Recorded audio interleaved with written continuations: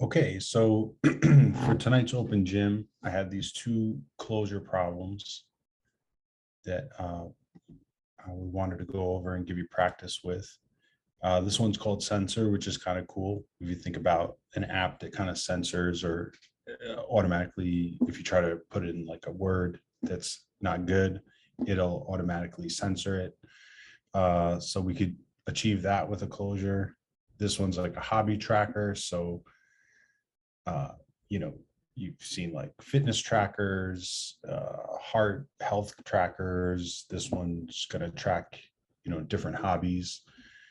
And yeah, so here it says create a function hobby tracker that takes an array of hobbies as a parameter. And so we have an array that we're passing into the function. So you can see here down on line 8. And then it creates a cache object with each hobby as a key. So that's kind of like what you're seeing here as a result of calling the closure update hobbies. And the hobby tracker should return a function that takes a string representing the hobby and an integer representing how many hours practice as a parameter.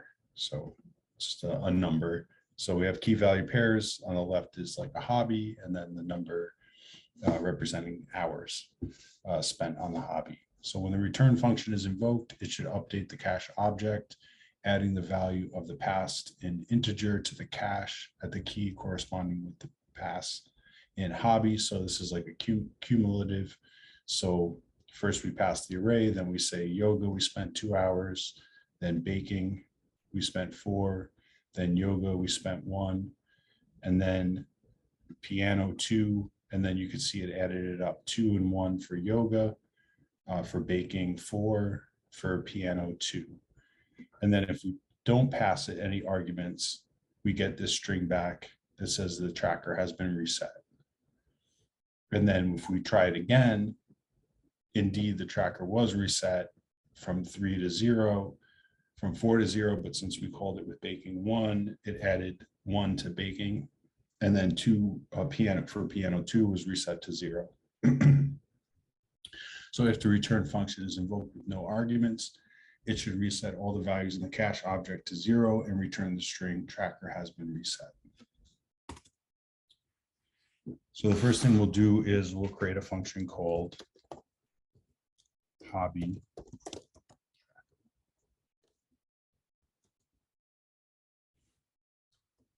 And as it's set up in the instructions, this is going to take an array of hobbies, which we can just use the word hobbies as to represent that array. The function is going to return a function. So we can put that here.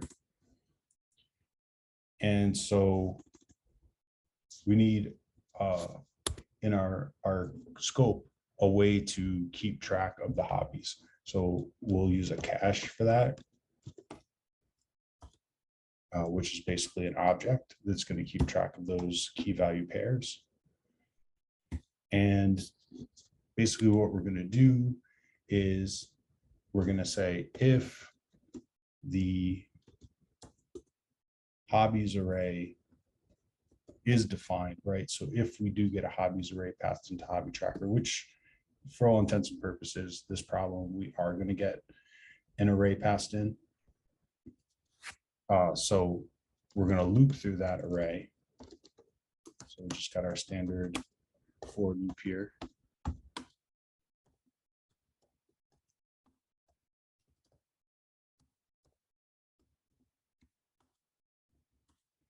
And then what we're going to do is we're going to update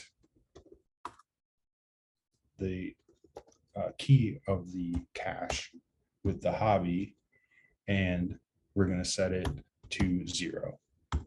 So in this function, the function that we're returning in its memory, which is like the closure, we have this cache object that we've stored when we first initially called it with the array of hobbies, yoga, baking, piano, and everything is initialized to 0 or set to 0.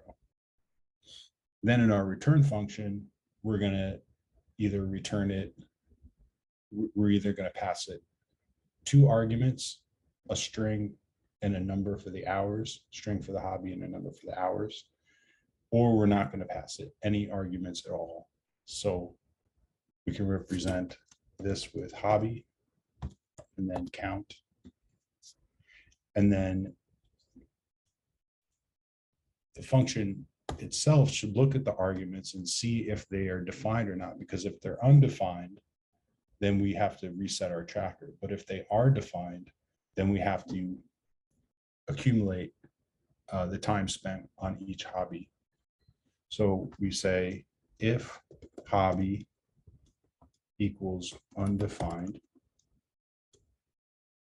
and count equals undefined, then we're gonna, we have to like empty out the cache. So we have to loop through the cache. So we say for const key